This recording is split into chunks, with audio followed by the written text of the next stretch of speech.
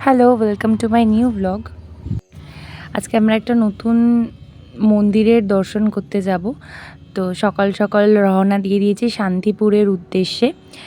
তো ট্রেনটা আজকে ফাঁকাই ছিল, আগের বার মতন ভিড় ছিল না। নেমে একটু ফল ফুল কিনে নিই, তারপর এই যে আমরা পৌঁছে গেছি মন্দিরের ভিতরে। এই মন্দিরটার নাম হলো শ্রী শ্রী রাধা মদন গোপাল জিউ মন্দির। আগেরবার যখন মায়াপুর যাই তো ওখান থেকে আমি একটা গোপাল কিনি। তো গোপালের আজকে এখানে জীবন প্রতিষ্ঠা করানোর জন্য এনেছি শান্তিপুরে। তো এইখানের পরিবেশটা খুব সুন্দর, খুব ঠান্ডা একটা জায়গা। আমি, দিদি, জেঠু, জেঠিমা, আরেকটা জেঠিমা সবাই মিলে আমরা গেছিলাম ওখানে পুজো দেওয়ার জন্য আর গুরুদেবের দর্শন করার জন্য। তো প্রথমেই আমরা মন্দিরে চলে যাই, কারণ মন্দিরে ঠাকুরমশাইয়ের পুজো হয়ে গেছিলো, মানে এখানের নিত্য সেবা দেওয়া হয়ে গেছিলো। তারপর এখানে গোপালের প্রতিষ্ঠা করার জন্য আবার মন্দিরটা খোলা হয়। তো এখানে পুজো শুরু হয়ে গেছে, আর যার যার সংকল্প করার ছিল নিজেদের, তো তারা এই সময় সংকল্প করে পুজো করে নিচ্ছিল। এই যে পুজো এখানে শুরু হয়ে গেছে। আমরা এখানে আগে চলে এসেছি, কারণ নইলে মন্দিরের গেট দিয়ে দিলে আবার অসুবিধা হয়ে যাবে। তো এখানে পুজো সম্পূর্ণ হয়ে গেছে, গোপাল দিয়ে দিয়েছে আমাদেরকে। এই যে আমি আপনাদেরকে মন্দিরটা একবার ঘুরে দেখিয়ে দিচ্ছি। আমি ওই প্রথম আসছি এই মন্দিরটা, এর আগে কখনো আসিনি। মন্দিরটা আপনারাও দর্শন করে নিন। তারপর আমাদেরকে প্রসাদ দিচ্ছিল, আমাদের প্রসাদ নেওয়া হয়ে গেছে। তো মন্দির থেকে বাইরেটা আরেকবার আপনাদের দর্শন করিয়ে দিচ্ছি কীরকম দেখতে। তারপর আমাদের এখানের কাজ সমস্ত শেষ, আমরা গোপাল নিয়ে চলে এসেছি গুরুদেবের কাছে এখানের সমস্ত কথা জানার জন্য। আমাদের এই মন্দির শ্রী শ্রী রাধা মদন গোপাল জিউ মন্দির, অর্থাৎ অদ্বৈত প্রভু সেবিত বিগ্রহ। এই মন্দির হচ্ছেন অদ্বৈতাচার্য সেবা পুজো করতেন, তার সেবিত বিগ্রহ শ্রী মাধবেন্দ্র পুরীপাদ এই বিগ্রহ প্রতিষ্ঠা করে দিয়েছিলেন।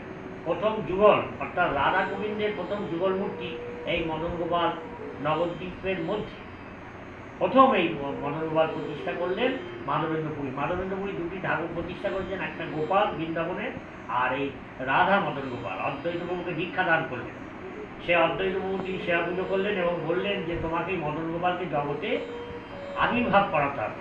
সেই মদন গোপালকে তিনি করলেন কি, মদন গোপালকে ধরাধামে এই অদ্বৈত প্রভু মহাপ্রভুকে ধরাধামে নিয়ে এলেন। মদন গোপালের প্রতিকৃতি শ্রীমদ মহাপ্রভু তিনি এলেন এবং তিনি মহাপ্রভু অদ্বৈত প্রভুকে স্বপ্নদেশ করেছিলেন যে আমি তোমার আগামী ফাল্গুনী পূর্ণিমায় আমি আবির্ভাব হব। যাই হোক, সেইটাকে এই ঠাকুর সেবা পুজো করেন এবং আমরা সেই বংশের সন্তান।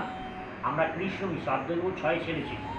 6 ছেলের মধ্যে বড় ছেলে বিবাহ করেননি, দ্বিতীয় ছেলে কৃষ্ণ মিশ্র। দেখবেন চৈতন্য চরিতামৃত, ভক্তি রত্নাকর, গৌর গণদীপিকা গ্রন্থ, যত কিছু ধর্মীয় আমাদের মহাপ্রভু যুগে গ্রন্থ আছে, এই কৃষ্ণ মিশ্রের প্রশংসা আছে। তিনি ভক্তি মার্গের ছিলেন। চৈতন্য চরিতামৃত দেখবেন 3টি ডালের কথা বলছে। অচ্যুতানন্দ বড় শাখা আচার্য তনয় আজন্ম সেবিল সে চৈতন্য চরণ। সেই অচ্যুতানন্দ মানে শাখাতে ছিলেন গোপাল এবং শ্রীকৃষ্ণ মিশ্র আর অচ্যুতানন্দ। আর একটা শাখা হচ্ছে বলরাম মিশ্রের, তিনি বলরাম স্বরূপ জগদীশ। এই বলরাম থেকে সারা শান্তিপুরের গোস্বামী বাড়ি সৃষ্টি হয়েছে। আর এই কৃষ্ণ মিশ্র থেকে আমাদের এই মদন গোপাল বাড়ি। এই মদন গোপাল বাড়ি কেন না, অদ্বৈত প্রভু তার ঠাকুরের নামে এই বাড়ি তৈরি করেছিলেন বলেন, এবং তার পরিবার ঠাকুর সব কিছু মদন গোপালের চরণে দান করেছিলেন। সেই থেকেই মদন গোপাল বাড়ি প্রতিষ্ঠা হচ্ছে বলে এই বাড়ির নাম মদন গোপাল বাড়ি। লীলা করেছিলেন মহাপ্রভুর আদেশে সেই কৃষ্ণ মিশ্রকে তার সেবিত বিগ্রহ রাধা মদনরা সেবা দান করেছিলেন। আমাদের পূর্বপুরুষগণ সেই সেবা ভাগ নিয়ে, আমি সেই বংশের সন্তান। আমার 13 পুরুষ, আমি 13 জেনারেশনে পড়েছি। আমি শ্রী স্বরূপ গোস্বামী আমি।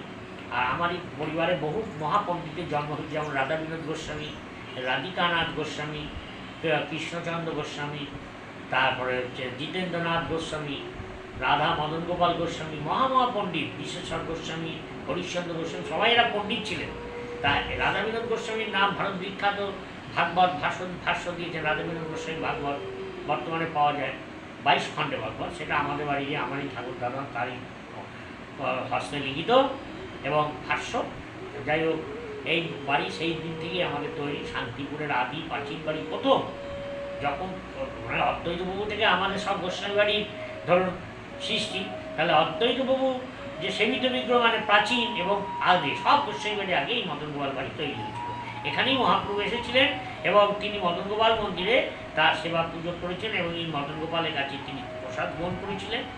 আর অদ্বৈত প্রভু সাধনার বিগ্রহ বলা হয় রাধা মদন গোপাল। আবার তিন প্রভু তিন জায়গায় বিলীন হয়েছে, যেমন গদাধর প্রভু গেলেন কোথায়, গদাধর প্রভু আছে মানে মহাপ্রভু গেলেন জগন্নাথ এবং গদাধরের সেবিত বিগ্রহ গোপীনাথে, নিত্যানন্দ প্রভু গেলেন একচক্রায় এবং আমাদের খর্দায় শ্যামসুন্দরে বিলীন হলেন। আর অদ্বৈত প্রভু তার রাধা মদন গোপালে তিনি 125 বছর বয়সে বিলীন হয়েছে। এই হচ্ছে আমাদের ইতিহাস। সেই থেকেই আমরা এখানে থাকি এবং সেই তারই দেয়ায় ঘর বাড়ি সব কিছু আমরা ভোগ করি, মদন গোপালের সেবা করি। আমরা পারি না, আমরা না আছে পাণ্ডিত্য, না আছে বিদ্যা, আমরা জানি না, তবে ঠাকুরই আমাদের প্রধান, ইনি আমাদের কুলদেবতা এবং সেই বংশে আমাদের জন্মগ্রহণ করে আমরা সেবা করি। আমাদের এখানে সমস্ত কাজ শেষ, এবার আমরা যাব শ্যামচাঁদ মন্দিরে। তো ওখানের ভিডিও এর পরে আসছে। আর ব্লগটা ভালো লাগলে লাইক, শেয়ার, কমেন্ট আর সাবস্ক্রাইব করে দেবে।